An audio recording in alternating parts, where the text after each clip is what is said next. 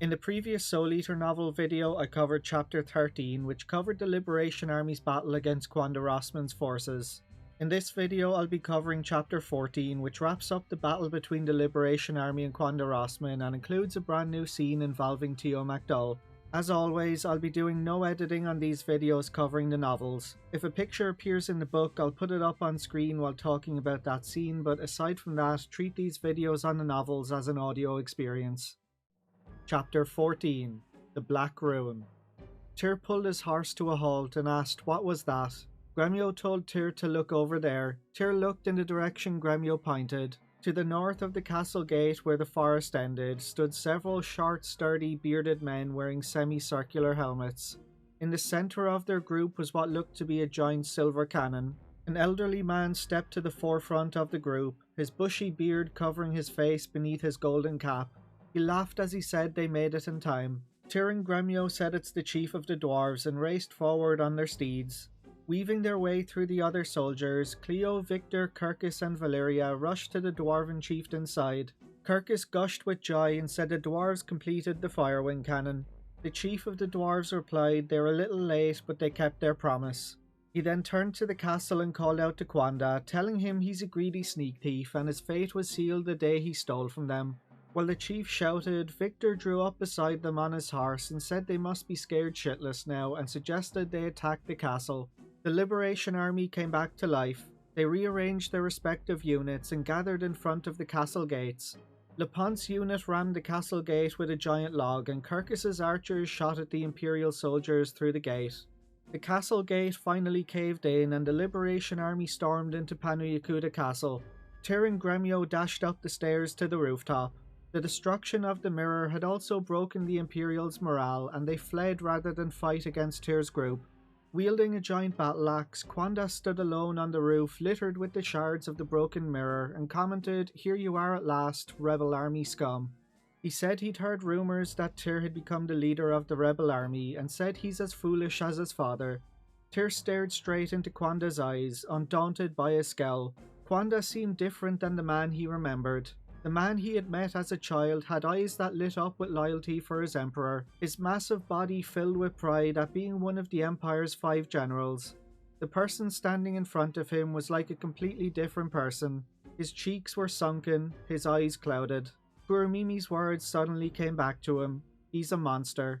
When he considered what Matthew had said and the words Quanda had just spoken, it was hard for him to believe that this man was really Quanda at all. As Tir and Quanda glared at one another, Kirkus, Kuramimi, Victor and Valeria came bounding up the stairs and onto the roof. Quanda was all alone and had been completely driven into a corner.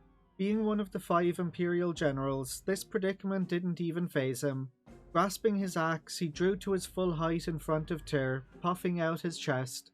Holding Quanda's gaze, Tir broke the silence saying he has his reasons for joining the Liberation Army and asked Quanda why he oppressed the elves and the kobolds. Quanda snorted with laughter at Tir's question.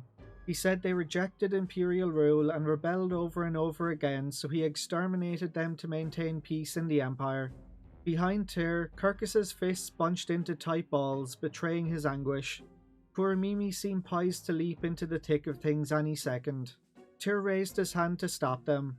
He spoke to Quanda once more and asked him how could he do something so terrible and wanted to know if Emperor Barbarossa gave the order. Quanda made a dismissive noise and shot back. He asked Tir if he thinks that dawdling fool of an emperor would give an order like that. Tir couldn't believe his own ears. The 5 generals had all gathered together under Barbarossa and had fought for him. Glancing at the shocked expressions on the faces of the members of the Liberation Army, Quanda said it was Lady Windy who gave the order to eradicate all who opposed the Empire. He said she's a leader worthy of serving and told Tir to withdraw his little army or he'll cut them down where he stands. Tir didn't fail to notice the strange light that glinted in Quanda's eyes just now. Quanda threatened Tir and told him to step aside, but Tir had already made up his mind. In place of an answer came the whoosh of his staff swinging through the air. In response, Quanda said he'd kill them all here and now. Quanda pawed the ground and came charging at Tir. Tir bent his knees lightly and raised his staff into fighting position. The distance between them grew shorter by the second. Quanda raised his axe overhead and roared a battle cry. Tir moved the instant Kwanda swung down his axe. He dodged the oncoming axe and swung his staff in one fluid motion. The end of his staff smacked down hard on Kwanda's hand that held the axe. The impact forced him to open his hand and the axe fell with a clatter to the floor. Kwanda screamed in pain. Everyone cheered as Tir slipped past Kwanda. He quickly turned on his heel and faced his foe, readying his staff to attack again. Kwanda stooped to pick up his axe to launch his counterattack, but he couldn't pick it up. He doubled over in pain, then fell to the ground, gripping his right hand that Tir had struck, writhing in agony. Kwanda wore gauntlets, but they didn't cover his hands completely, so perhaps he had suffered a serious injury. However, a dazzling light shot out from the back of his hand. As everyone stared dumbfounded, he writhed on the ground in agony, groaning the name Windy. The light broke through his gauntlet and flew off in a shot to the north where the Imperial capital lay. Unable to comprehend what happened, they could only stare at Kwanda, who lay curled into a ball. Kwanda groaned, panting. He pressed both his hands against the ground to push himself up into a sitting position. Tir was surprised but called out to him all the same. Kwanda looked up at Tir in wonder, asking where he is and what was he doing. He then asked Tir why he's here. Tir asked Kwanda what happened to him. He lowered his staff and looked into Kwanda's eyes. There was no trace left of the strange light he had seen glinting in his eyes only moments ago. Kuramimi said wait a minute and came running over to sniff Kwanda.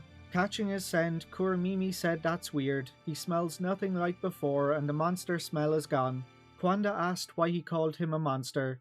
Kirkus approached and asked Kwanda if he really doesn't remember anything that he's done. Kwanda asked, "What I've done?" Kirkus pointed to the shattered burning mirror and said he used the burning mirror to raise the village of the elves to the ground. Kuramimi said he killed many kobolds too. Kwanda shouted out, "I did what?" He jumped up and ran to the edge of the roof. Gazing at the burnt field that had once been the village of the elves, he whispered in shock, "I did that?" As he spoke, he turned back to face Kuramimi and Kirkus's angry glares.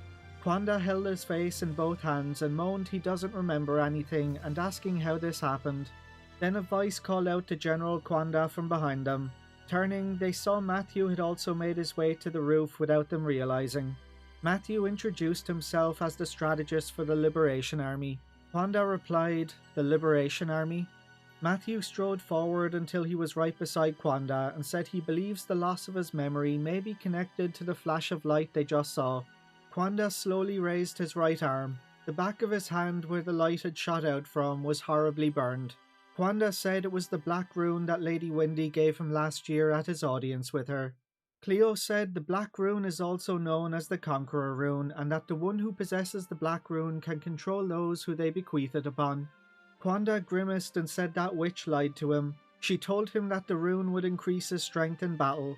Kwanda then asked if this means Windy was controlling his mind and made him kill the kobolds and the elves. Tir quietly said, "It seems that way." At that, Kwanda fell to his knees with a thump and removed his helmet. He gazed out at the mountain of corpses of soldiers from both armies littering the field. He said no words can excuse what he's done. As a general of the Imperial Army, he's charged with protecting this land, but in his lack of wisdom, he couldn't even protect this castle. He accepted his defeat and told the Liberation Army to do with him as they please.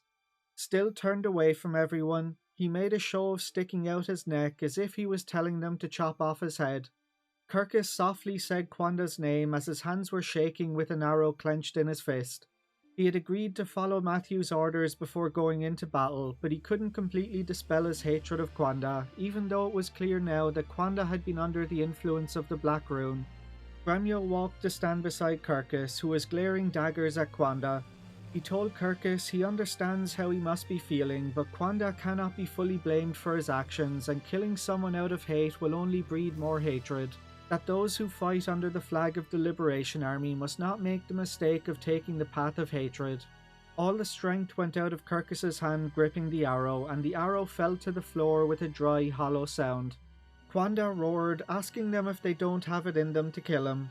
He said Windy may have made a mockery of him, but they still won the battle fair and square, and he'd rather die an honourable death than live in disgrace and shame. He then demanded they hurry up and finish him off. Gazing at Kwanda, Matthew asked Tir what he wants to do. Tir paused for a moment. Gremio's words to Kirkus, combined with Kwanda's demand to be executed, hardened his resolve. Tir didn't say a word. He gripped his staff tightly in both hands and went to stand beside Kwanda. With the battle over and won, the Liberation Army departed for the Great Forest to clear away their camp. Tir looked behind him, past the triumphant Liberation Army marching along the plains to where the Imperial soldiers, Kwanda's subordinates, followed after them. The massacres and destruction Kwanda had wrought in the Great Forest were unforgivable, but once Tir had found out he was under the control of the Black Rune, he could no longer condemn him for his actions. He didn't regret not killing Kwanda after he had bravely stretched out his neck, willing to accept his death. At that moment, Kwanda said to Tir that there's no trace left in His Majesty of the Emperor he once served. He's been deceived by the court magician Windy and no longer governs as he should. Kwanda then asked Tir to allow him to join the Liberation Army as he too protests the Emperor and wants to right the wrongs of the Empire. Seeing that he was an honourable man after all, Tir was happy to accept him into the Liberation Army's ranks. Impressed by Tir's judgment, Kwanda had merged the remainder of his army, about 3,000 soldiers, with the Liberation Army's forces. They had suffered great losses, but overall, the Battle of the Great Forest was a victory for the Liberation Army. But Tir still worried. Lady Windy was the one pulling the strings in the shadows of the Empire's misgovernment. With Windy after Ted's rune, what might she use the Black Rune to accomplish? Tir wondered, is the Emperor also under her control, like a puppet on a string? Is his own father? Filled with trepidation at where this fight would lead him, Tir led the Liberation Army back toward their castle. The scene then cuts to Teo asking a messenger if he just said Panu Yakuta has fallen as a sandstorm raged outside his tent. Teo's army bore the role of defending against invasion from the city-states of Joustin.